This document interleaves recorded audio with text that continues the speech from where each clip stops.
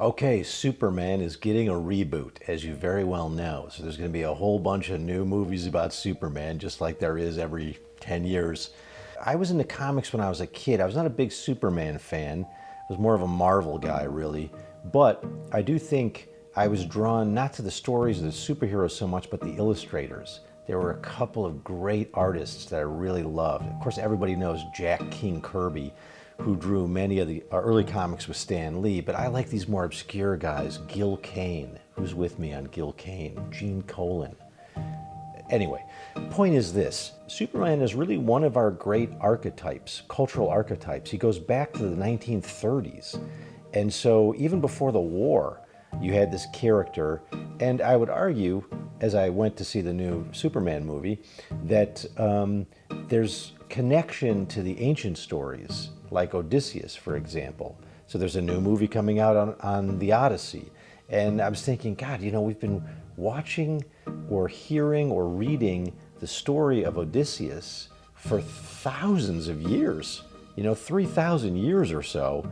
And that is really an important point, because that story has been shaping human consciousness as long as mathematics has been shaping human consciousness.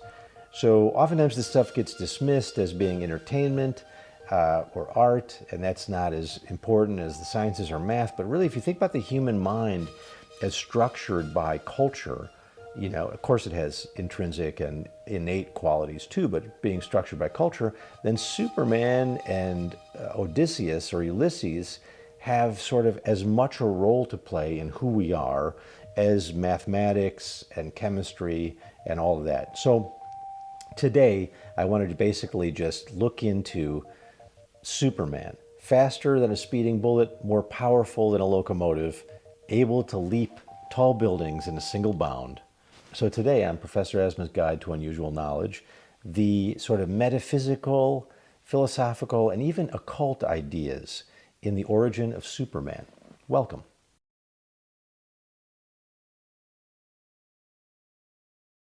Before Superman became the clean-cut savior in tights, as it were, he was an idea.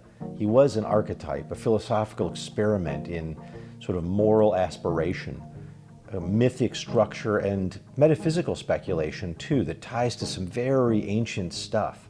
So we're trying to unpack this stuff that oftentimes doesn't get any kind of examination.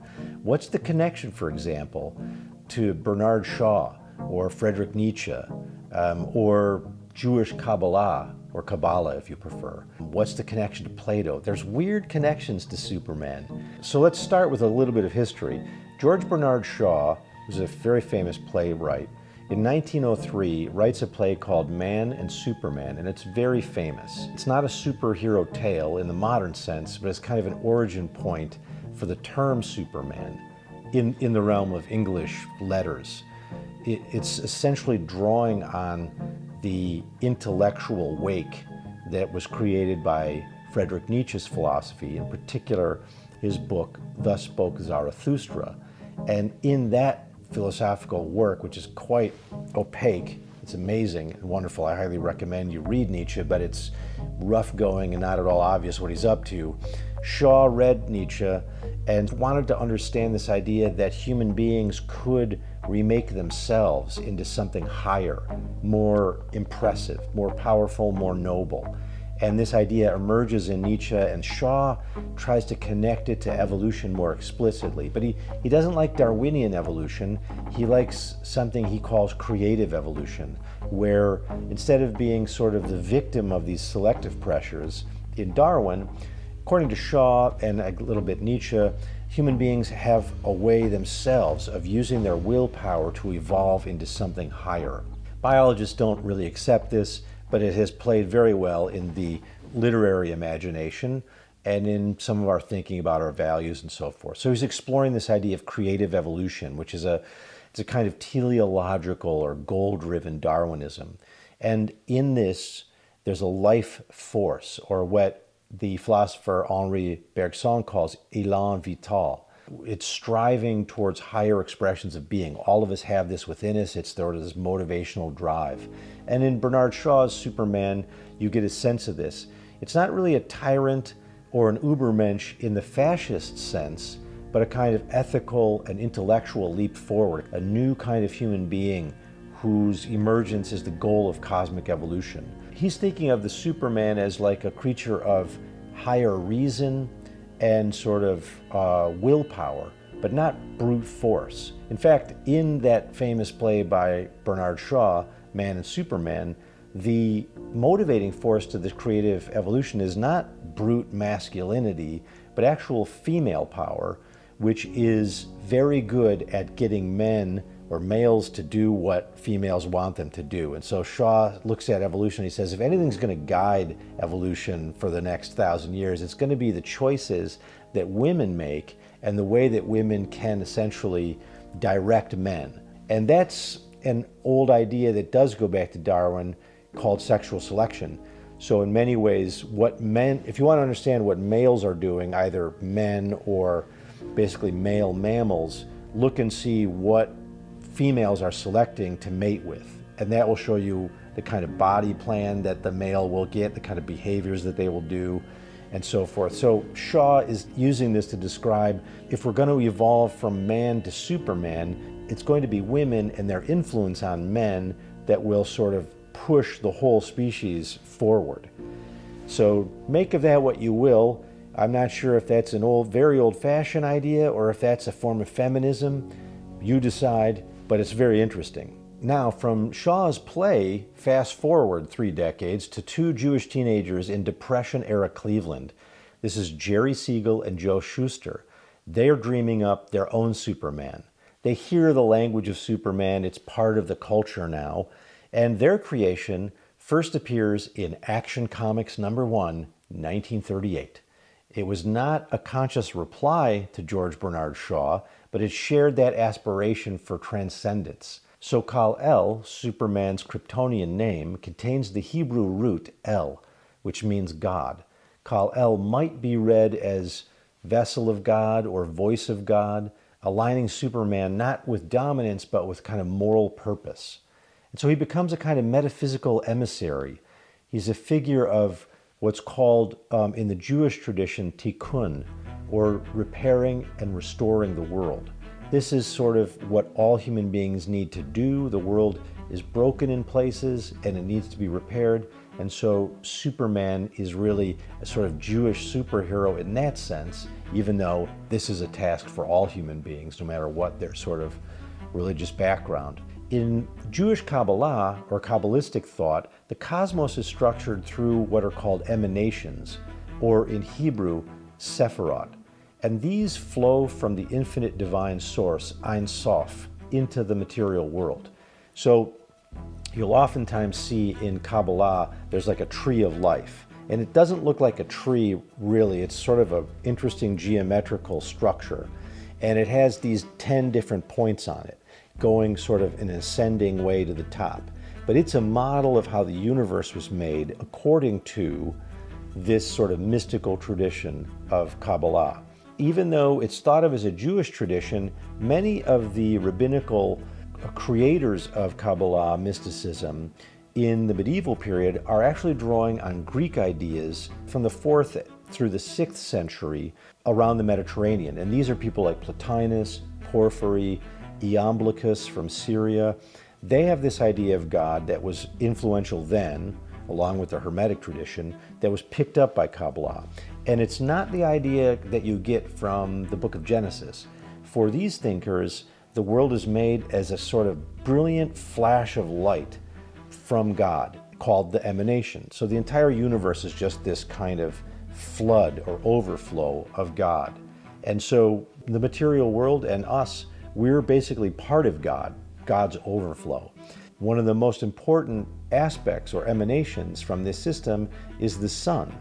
And you'll find in Superman that the sun is extremely important. It's how basically Superman gets his energy, and it's very much part of this, what could only be called sort of a pagan way, these Neoplatonists from like the 5th century, mixed with Jewish ideas or monotheistic ideas, sort of come together to give us this idea that the most clear expression of God in the physical world is the sun and its energy. And so the Superman feeds on that energy and then does good in the world and repairs the world. In a way, Superman's fall from Krypton to Earth sort of echoes this metaphysical descent. Superman's mission then is not domination but reparation. The solar symbolism in Superman also echoes this sort of esoteric lineage. His powers are drawn from Earth's yellow sun, a celestial source of life and transformation. And in Kabbalah, the Sephirah Tiferet, often symbolized by the sun, represents harmony, compassion, and divine beauty. Tiferet is balancing center of the tree of life, mediating between strict judgment and expansive mercy. So Superman likewise occupies this moral center. He's very powerful, yet compassionate. Before Superman ever wore a cape, Siegel and Shuster created another figure, not as well known, called Dr. Occult. There's no clear direct linkage between Siegel and Shuster and Jewish Kabbalah, but it's pretty clear that they were interested in the occult in general, and so some of these ideas may have filtered down into the creation of Superman, and we know this because they were already toying with Dr. Occult in 1935. That's when this character basically debuts as a kind of trench-coated mystical investigator who uses like sigils and spells and spiritual discernment to fight hidden forces of evil.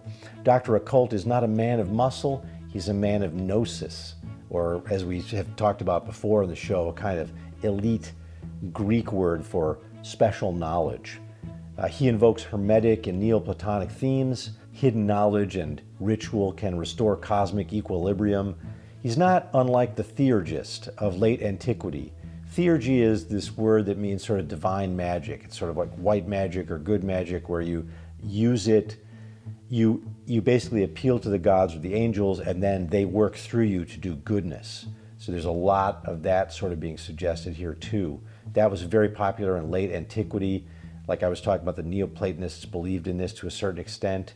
And this basically allows us to ascend the ladder of being through like ritual purification and mystical insights. Superman emerges then from this kind of rich stew, as it were, of myth and metaphysics. He carries the sort of Shaw and Nietzschean inspired ideas of a kind of evolutionary future in which we might become the Superman, also the Kabbalistic idea of divine repair, and this sort of occult sensibility of secret knowledge and hidden order. He's not really a prophet or a priest per se, but he's kind of like a cosmic knight, you know, in spandex, as it were.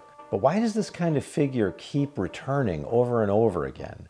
The Superman archetype, you know, sort of exiled from a higher world, possessing great power and bound by moral responsibility. This really does echo a lot of characters from Homer.